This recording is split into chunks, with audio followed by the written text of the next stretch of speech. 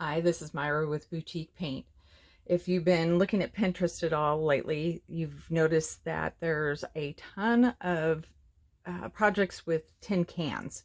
And since we all seem to have tin cans around, I thought that would be a fun project to do.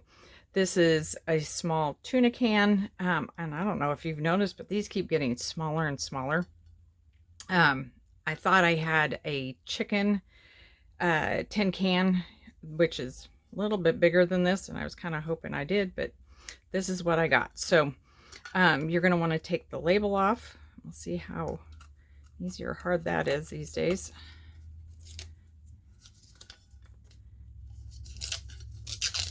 Not too bad.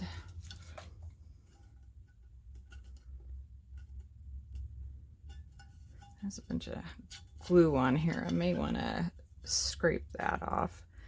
But before I'm going to worry about that, I think what I'm going to do is I'm going to start with the feet.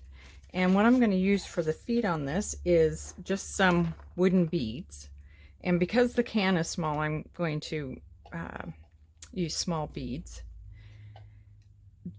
These also come in like 3 packs, or not 3 packs, I think 6 packs of different sizes. You don't have to buy an entire box. I bought the entire box because I'm always using stuff like that. So I'm going to use some E6000. And I think, so before I start, I'm going to grab a paper towel and my rubbing alcohol, and I'm going to clean the bottom of the can. Metal's always a tricky one. If you don't have it cleaned in the oil, especially from tuna, it might not stick. The glue might not stick. And this one's got a dent in it, but I'm going to go ahead and use it anyway. So I'll probably put my beads on either side of that dent. And I'm using my E6000. Probably said that already, sorry.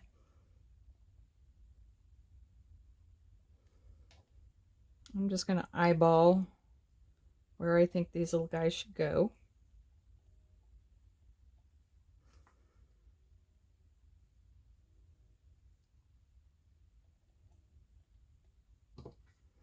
And they're going to be our little feet.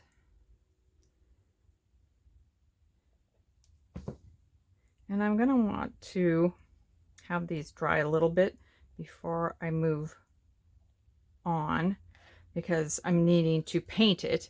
And if I go to paint it and it's wet, then they'll move around. So it's been about 5 minutes, and it looks like they're probably good enough to go ahead and cheat and paint. I did clean up most of the glue on the edge here, and what I did is I put rubbing alcohol on it, and then I took a scraper, and always working away from you, you can just kind of go along and scrape the glue off. I left some there.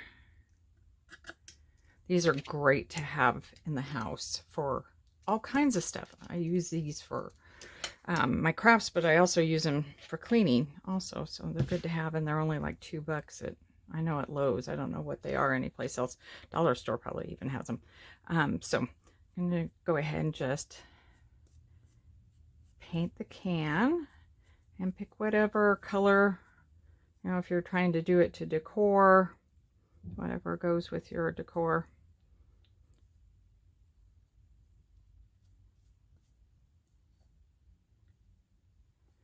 Just kind of get the paint in there, even though nobody should see the bottom. I would go ahead and paint the bottom.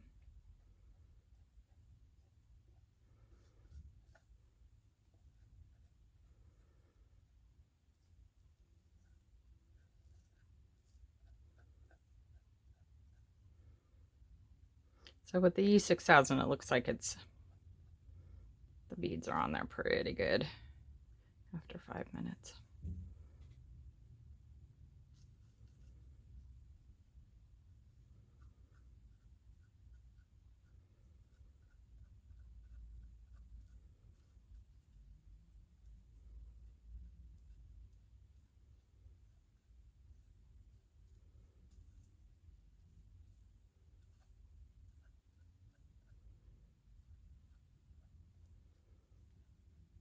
You could paint the beads first, then glue them on.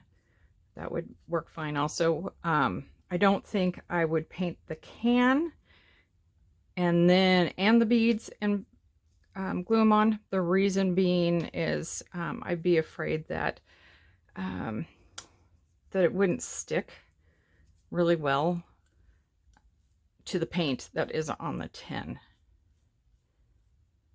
Like I said, metal is kind of a sneaky thing when it comes to gluing.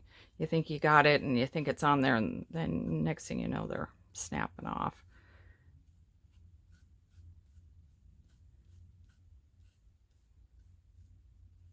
But always clean your metal, and that will definitely help. The other thing you can do is take a piece of sandpaper and scratch up wherever you're going to glue.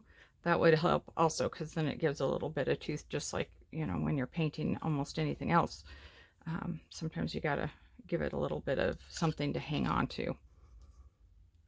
All right, so there's the first coat, and we'll let it dry, and then we'll decide if we're going to do a second coat or not. So I did go ahead and paint it with the second coat of paint, which was pretty entertaining. I always, to speed up the process, use a hair dryer, and I had it sitting here and it went off the table. So hold your thing down if you use a hair dryer to dry your paint.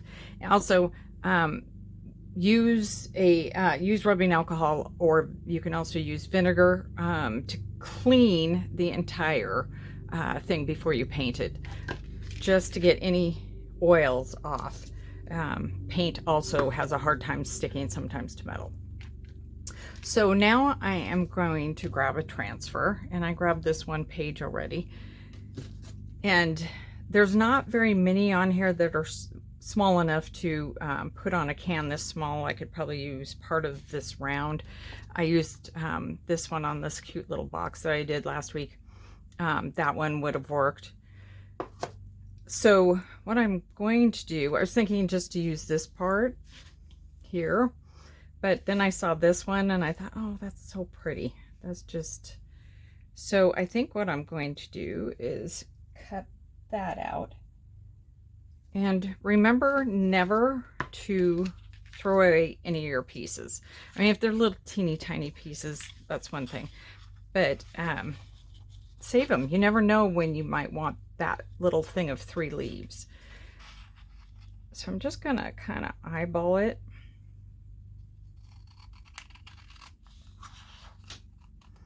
I want some of the flowers.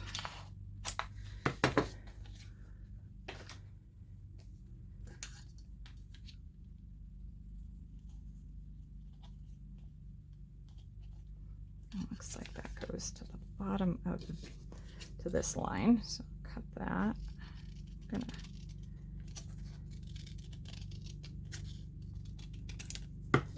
so save that strip. You may want just a few little flowers, or maybe just this, a little frame. So I have a little bit of a drunken cut here, so I'm gonna try to even it out. And then you can decide where you may want to place this. Do you want 2 of your little feet showing when it's facing out? Do you want just 1 and then you have the others in the background? I'm going to, let's see, if I steal the lid from this, maybe I can kind of hold that in place while I'm trying to get this started. Let's see. Yeah.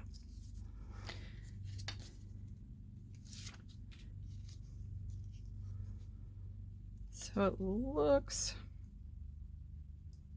let's see, about the B is the center.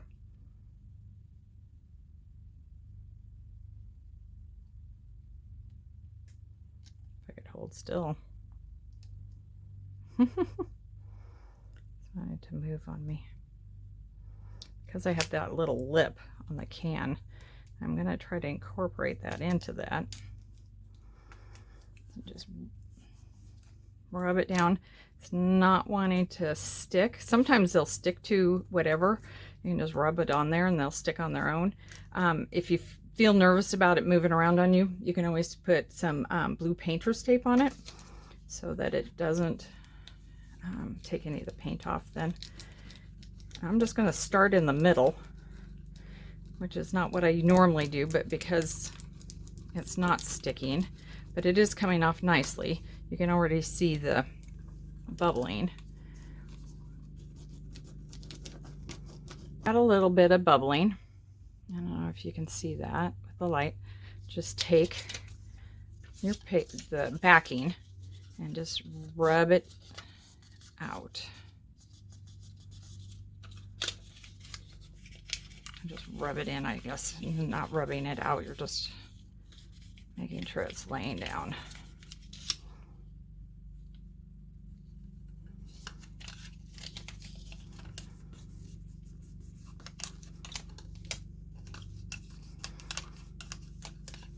The wrinkling on something like this is fine. You know, just going to add a little bit of extra character, but you do want to make sure it's adhered to the paint in the can.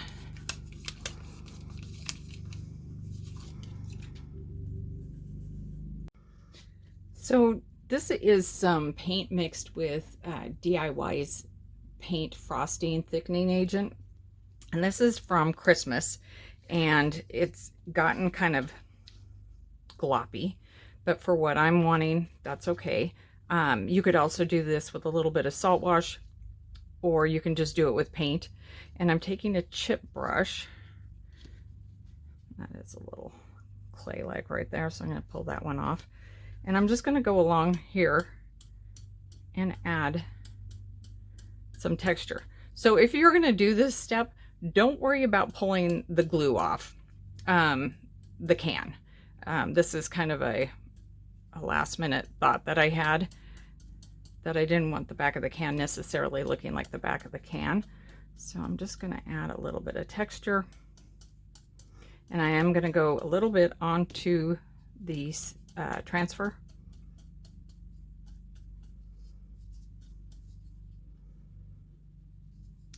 I don't know if this is the same color mixed up. It might look just a little bit different. I'm also going to go this rim just really carefully, because I don't want too much of the transfer covered up.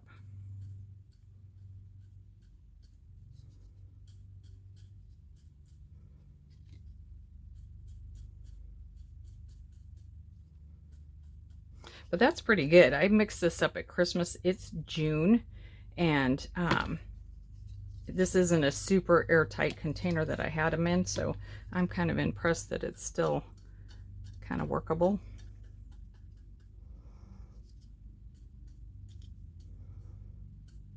So I think I'll stop there and let that dry. Okay, I'm going to clear wax this.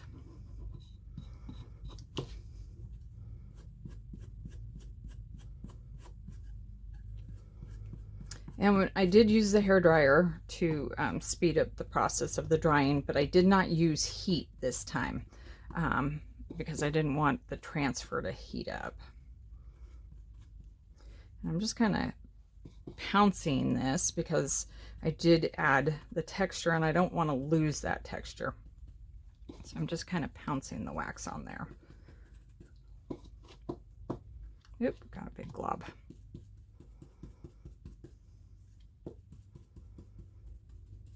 We finally got our summer here.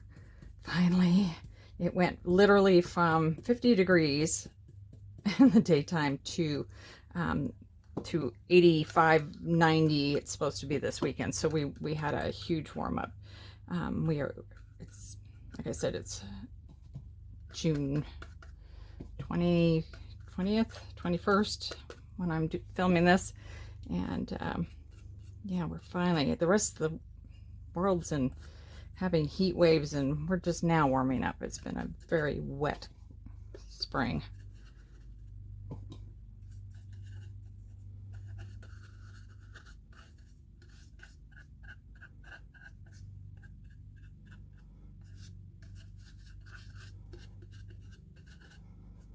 So I'm going to add a little bit of the dark and decrepit dust on it now, just for one more dimension in this.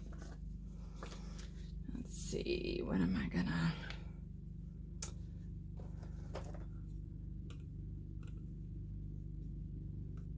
I usually like to just put a little bit on my mat. And then grab a brush that I use for dark waxing. Let's see, but I'm not seeing it. Oh, there it is. Okay. And you just pick up a little bit, and then you just kind of come along, and it's hard to see that it's doing much of anything.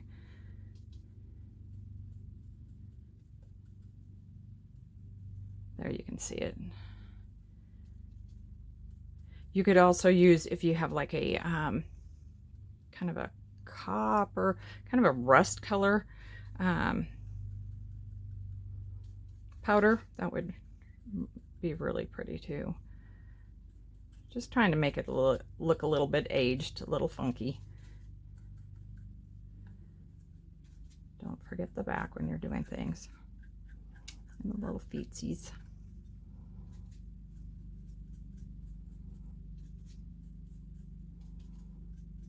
So we're in the greenhouse, and you can see there's all kinds of stuff going here. And it's cooking in here. Got some windows open. But what my daughter does, and if I have this not completely right, I'm sure somebody will let me know. But you just take a plant and you just kind of cut off, or you just take part of it. And I'm going to bring it over here where I got